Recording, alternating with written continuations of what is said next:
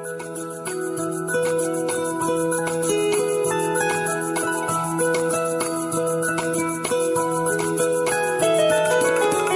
ख्वाहिशें, मेरे अरमान, मेरा बस यही सपना, जिंदगी में हर कोई समझे हम सफर मुझे अपना अपना, बस अपना।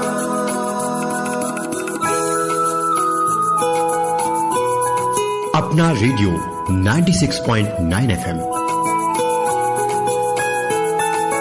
अपना, बस अपना। नमस्कार साथियों, आप सुन रहे हैं अपना रेडियो 96.9 FM पर। मैं हूं शमीम खान। किसी इंसान के जीवन में अंगदान के महत्व को समझने के साथ ही अंगदान करने के लिए आम इंसान को प्रोत्साहित करने के लिए हर साल भारत में अंगदान दिवस मनाया जाता है। अंगदाता कोई भी हो सकता है जिसका अंग किसी जरूरतमंद को लगा दिया जाता है। किसी के द्वारा दिए गए अंग से किसी इंसान को नया जीवन मिल सकता है। और हमारे साथ जुड़ी ऑर्गन इंडिया की संस्थापक सुनैना जी। सुनैना जी, आपका बहुत बहुत स्वागत है अपना रेडियो पर। थैंक यू सो मच मुझे यहाँ बुलाने के लिए। सुनैना जी, आपकी ऑर्गेनाइजेशन ऑर्गन डोनेशन पर काम करती है, तो सबसे पहले हमारे श्रोताओं को ये बताइए, अंगदान या ऑर्गन डोनेशन जरूरी क्यों है? अंगदान या ऑर्गन डोनेशन या टिश्यू डोनेशन बहुत जरूरी होता है क्योंकि हर साल 3 से 4 लाख लोग होते हैं जो जिनके अंग काम नहीं कर रहे होते और उनको ऑर्गन ट्रांसप्लांट की प्रत्यारोपण की जरूरत होती है। जैसे कि किसी को किडनी चाहिए, किसी को लिवर चाहिए, किसी को हार्ट ट्रांसप्लांट चाहिए, लंग ट्रांसप्लांट, पैंक्रियास ट्रांसप्लांट। बहुत सारे लोग ऐसे होते हैं जिनका कॉर्निया खराब है तो उनको टिश्यू डोनेशन चाहिए होती है, कॉर्निया डोनेशन यानी कि नेत्रदान, आई डोनेशन। तो इस वजह से ऑर्गन डोनेशन बहुत ही, अंगदान बहुत इम्पोर्टेंट है क्योंकि अगर आपके जाने के बाद आपके अंग इस्तेमाल हो सकते हैं दूसरों की जानें बचाने के लिए, तो ये बहुत बड़ी बात है। और ऑर्गन डोनेशन, अंगदान इंडिया में भारत में काफी कम हो रहा है क्योंकि लोगों को ज्यादा जानकारी नहीं है उसके बारे में, और जानकारी है फिर भी वो थोड़ा सा झिझकते हैं क्योंककि बहुत अनश्योर होते हैं, उनको पता नहीं होता कि ये कैसे होता है, क्या होता है, कब होता है और हमको क्या बोला जाएगा उस वक्त जी। तो ऐसे बहुत सारे प्रॉब्लम्स होते हैं जो लोगों को नहीं मालूम होते, जिनका जवाब उनको नहीं मालूम। अगर कोई व्यक्ति अपने ऑर्गन डोनेट कर रहा है तो उसके ऑर्गन से कितने लोगों की जान बचाई जा सकती है, उसका प्रोसेस क्या है? तो अंगदान जो होता है, ऑर्गन डोनेशन, वो वक्त हो सकता है या तो जब आप जिंदा हैं और फिर या आपके जाने के बाद।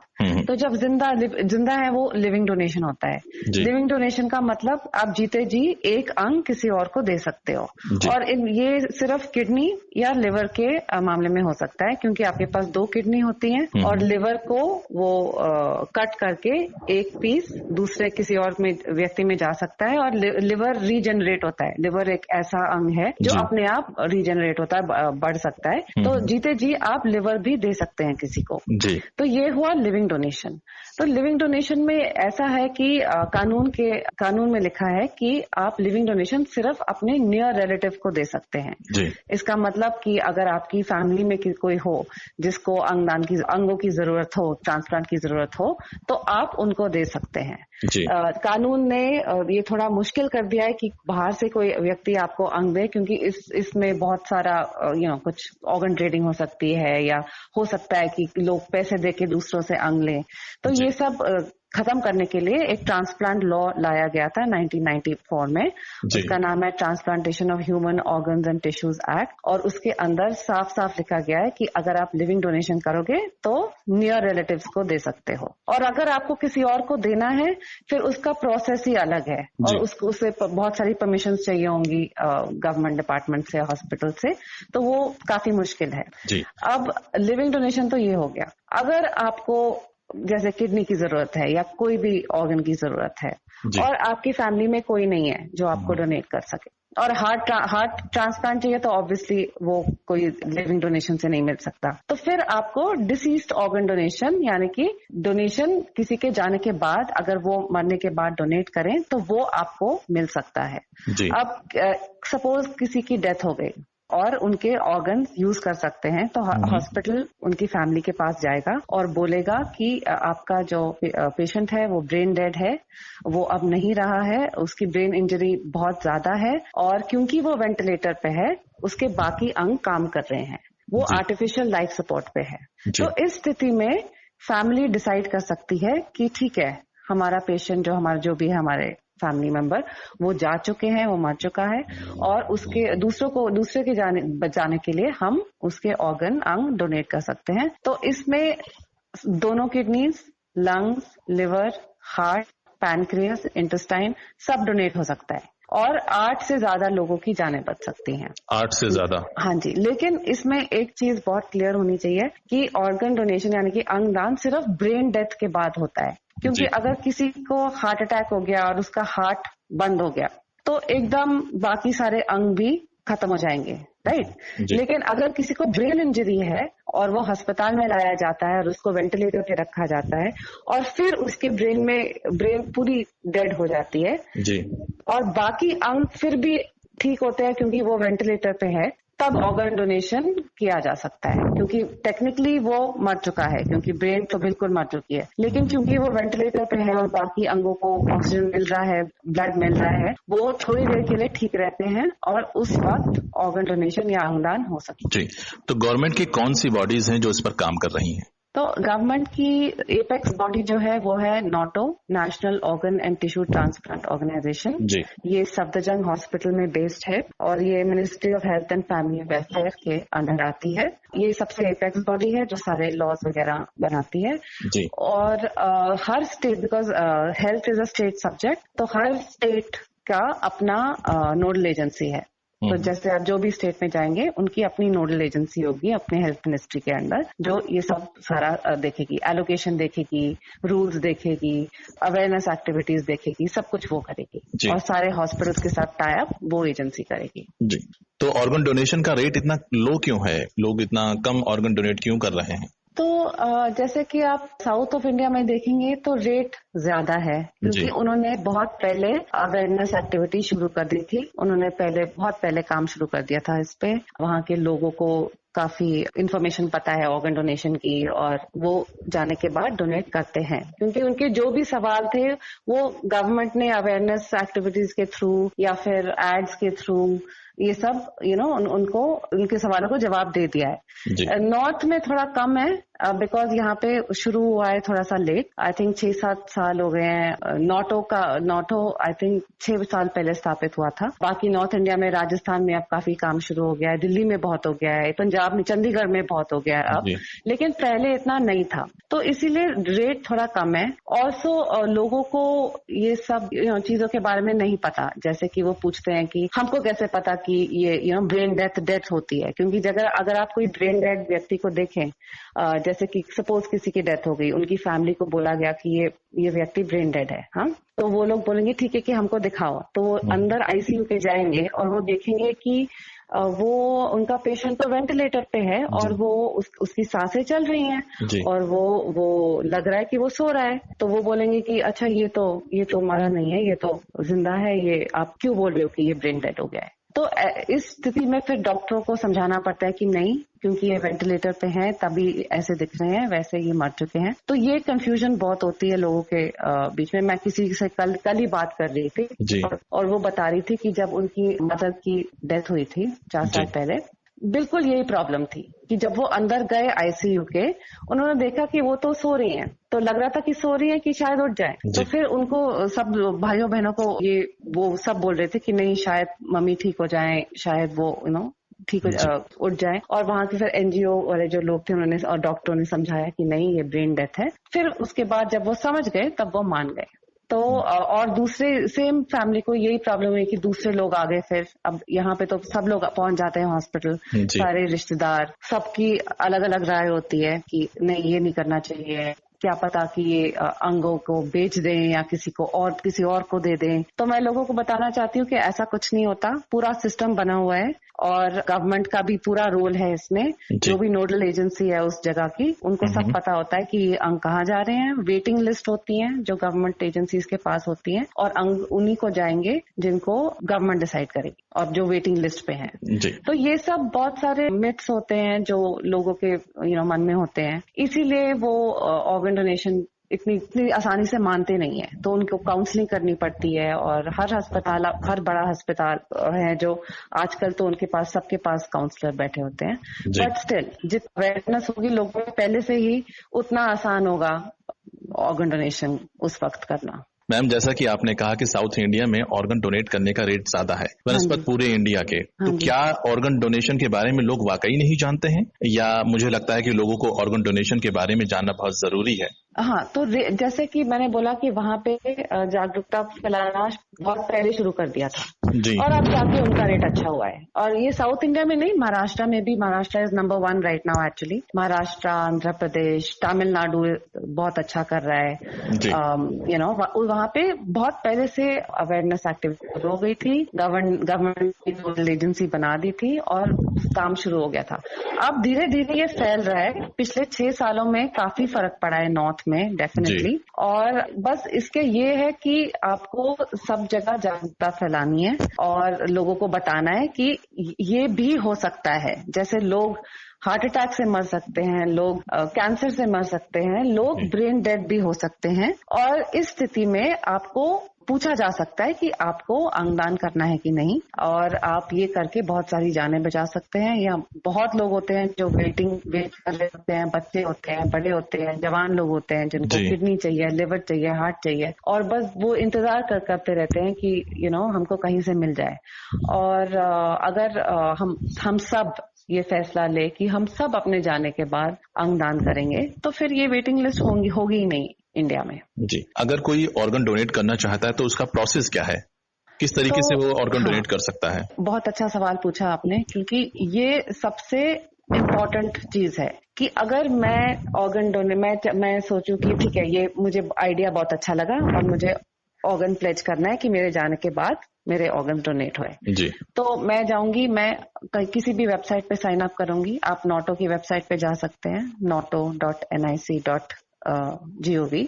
हमारी वेबसाइट पे आ सकते हैं organindia.org। फिर से रिपीट कर दीजिए। हाँ, हमारी वेबसाइट है www.organindia.org, organindia.org। वहां पे जाके आप वहां पे एक लिखा हुआ है apply for your donor card, उसको प्रेस करें, अपनी पूरी इन्फॉर्मेशन डालें और सबमिट कर दें। हम आपको एक कॉमन डोनर, तो जब आप वेबसाइट के अंदर जाएंगे आपको वहां पे एक ग्रीन बटन दिखेगा apply for your donor card. आप उसको क्लिक करें, अपनी सारी इन्फॉर्मेशन भरें और सबमिट करें। हम आपको नोटो से कार्ड भेज देंगे जो गवर्नमेंट अप्रूव्ड कार्ड है, जो कॉमन डोनर कार्ड है। आपको गवर्नमेंट का रजिस्ट्रेशन नंबर भी उसी कार्ड पे मिलेगा जी, और वो आपको ईमेल कर दिया जाएगा जी। और अगर आप चाहते हैं कि आप प्रिंट आउट लें तो आप लोकल प्रिंटर के पास जाके एक छोटा सा क्रेडिट कार्ड के साइज का प्रिंट आउट भी ले सकते हैं। लेकिन जो सबसे इम्पोर्टेंट चीज है वो है कि आप अपने परिवार से बात करें, क्योंकि अल्टीमेटली ये डिसीजन आपका परिवार ही लेगा। आपके जाने के बाद आप नहीं लेंगे ये डिसीजन। तो अगर आपके परिवार को नहीं मालूम है कि आपको ये करना है तो उसका कोई फायदा नहीं है, कार्ड का फिर कोई फायदा नहीं हुआ। तो आप कार्ड जरूर बनाइए और सबको दिखाइए कि ये मेरी डिसीजन है। उनके साथ बातचीत करिए कि ऐसे ऐसे भी होता है, अंगदान ये होता है, और अगर इस कुछ हो गया तो उस स्थिति में आप मेरे अंगों को दान कर दो। मैम, जैसा कि आपने अपनी वेबसाइट के बारे में बताया, लेकिन बहुत सारे लोग ऐसे हैं जो इंटरनेट से भी नहीं है या जिनको इंटरनेट इस्तेमाल करना नहीं आता है, तो क्या कोई फोन नंबर ऐसा होगा या टोल फ्री नंबर ऐसा होगा जिसके जरिए वो आपसे कांटेक्ट कर सकते हैं ताकि वो भी अंगदान कर सकें? हाँ बिल्कुल, तो हमारा हेल्पलाइन नंबर है 1-800-120-3648, 1-800-120-3648। आप इस पे फोन करिए, और अगर आपके पास इंटरनेट नहीं है तो हमारे थ्रू ही आप साइन अप कर सकते हैं इस हेल्पलाइन नंबर के थ्रू। और अगर लोगों को कोई दूसरी दिक्कत हो, उनको कुछ पता करना हो, कोई पेशेंट हो जिनको थोड़ी हेल्प चाहिए, उसके लिए भी ये हेल्पलाइन है, तो आप हमको फोन कर सकते हैं और हम उनकी बिल्कुल पूरी मदद करेंगे जी। मैम, आप लगातार फैमिली के बारे में बात कर रही हैं, तो ऑर्गन डोनेट करने के लिए फैमिली क्यों बहुत ज्यादा जरूरी है? फैमिली इसलिए जरूरी है क्योंकि जब डोनेशन का टाइम आता है तो परमिशन सिर्फ फैमिली देती है। जो सारे फॉर्म भरे जाते हैं, जैसे किसी को ब्रेन डेथ डिक्लेयर कर दिया गया हॉस्पिटल में कि डॉक्टर ने बोला ठीक है, उन्होंने टेस्ट किए और घोषित कर दिया कि ये पेशेंट ब्रेन डेड है। अब उसके बाद कौन डिसीजन लेगा कि इसके अंग दान होंगे कि नहीं? वो फैमिली लेगी, वो नेक्स्ट ऑफ किन लेगा। तो फैमिली को फिर काउंसिल किया जाता है और फैमिली ही डिसीजन लेती है, परिवार ही डिसीजन लेता है कि अंगों को दान करना है कि नहीं, और वो ही साइन करते हैं सारे फॉर्म कि कौन से अंग दान कर सकते हैं, ये पूरा दान कर सकते हैं कि नहीं, और फिर वो टिक करते हैं कि कौन से अंग दान कर सकते हैं। सब डिसीजन फैमिली लेती है और ये कानून में लिखा हुआ है। इसीलिए परिवार बहुत इम्पोर्टेंट है, उनके साथ बातचीत करना इस विषय पे बहुत इम्पोर्टेंट है। कार्ड नहीं हो वो भी ठीक है, लेकिन परिवार को पता होना चाहिए कि आपकी इच्छा क्या है। जी, अगर कोई इंसान अपने ऑर्गन डोनेट करता है तो सबसे पहले दिमाग में एक सवाल आता है कि ऑर्गन किसको दिए जाएंगे।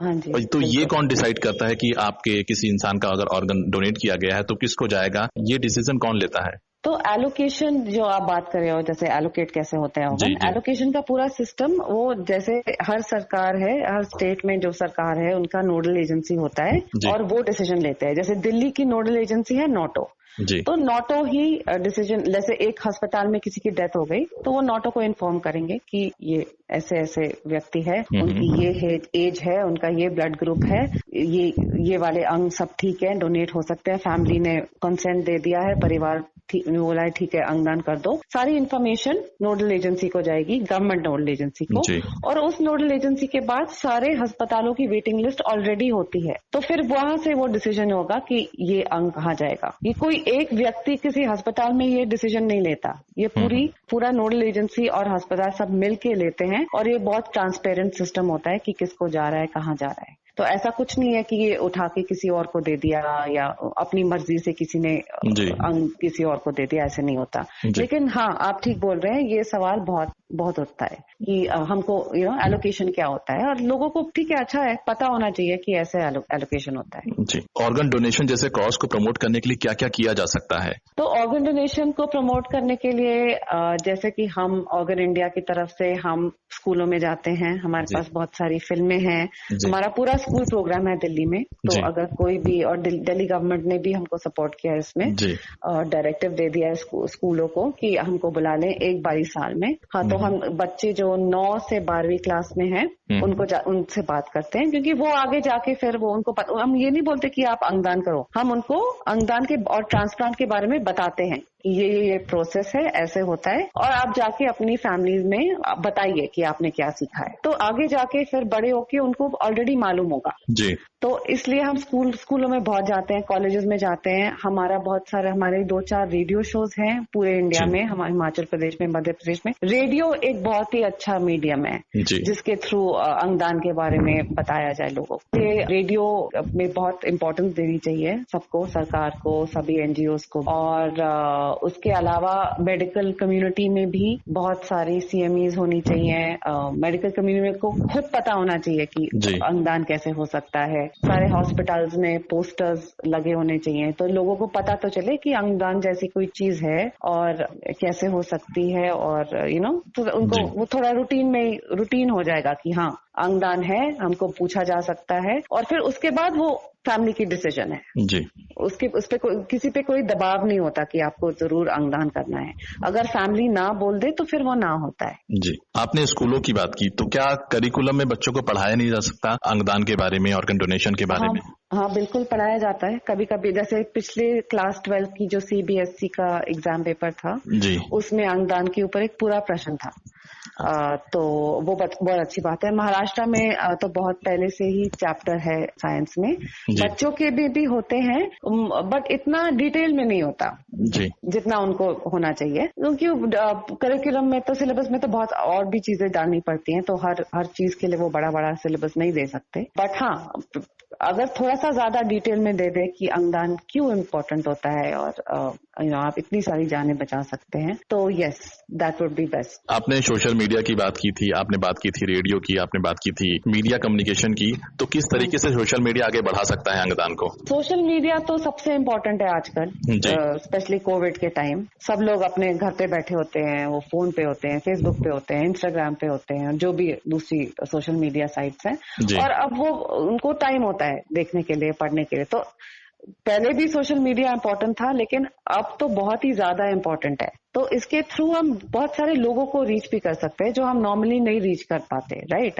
अगर हम स्कूल्स में जाए तो सिर्फ हम स्कूल के बच्चों को रीच कर सकते हैं, लेकिन जो बाकी हैं, जो बड़े हैं, जो घर में बैठे हैं, जो ज्यादा बाहर नहीं जाते, उनको सोशल मीडिया के थ्रू ही रीच कर सकते हैं। और ये बहुत ही अच्छा वे है कि लोगों को रीच करने का। चलते चलते अपना रेडियो के माध्यम से आप लोगों को क्या संदेश देना चाहेंगी? मैं लोगों को यही बोलना चाहूंगी कि हम जितना कर सकते हैं लाइफ में वो तो करते ही हैं, लोगों को, दूसरों को मदद करने के लिए, लेकिन हम जाने के बाद भी इतना मदद कर सकते हैं, ये लोगों को सोचना चाहिए। हमको अपने अंगों की कोई जरूरत नहीं है जाने के बाद।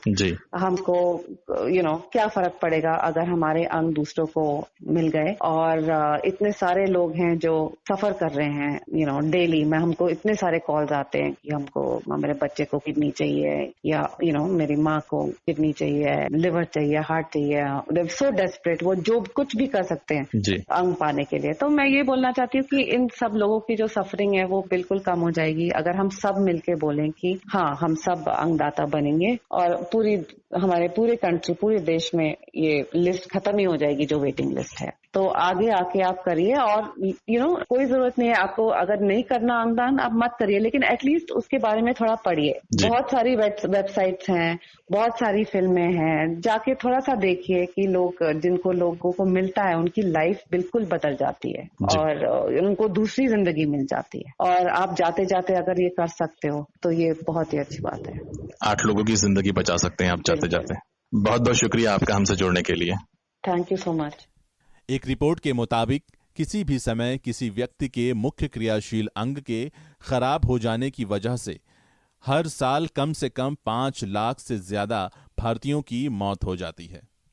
वो अभी भी जीना चाहते हैं, लेकिन प्राकृतिक संकट की वजह से वो ऐसा नहीं कर पाते। अंग प्रतिरोपित व्यक्ति के जीवन में अंगदान करने वाला व्यक्ति एक ईश्वर की भूमिका निभाता है। अपने अच्छे क्रियाशील अंगों को दान करने के द्वारा कोई अंगदाता 8 से ज्यादा जिंदगियां बचा सकता है। अंगदान दिवस ये एक अभियान है, एक बेहतरीन मौका देता है हर एक के जीवन में कि वो आगे बढ़े और अपने बहुमूल्य अंगों को दान करने का संकल्प करें। सुनते रहिए अपना रेडियो 96.9 FM पर।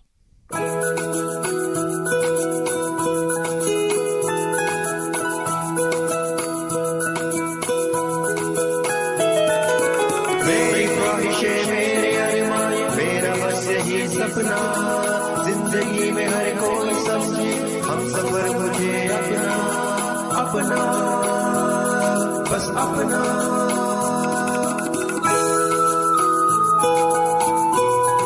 अपना रेडियो 96.9 FM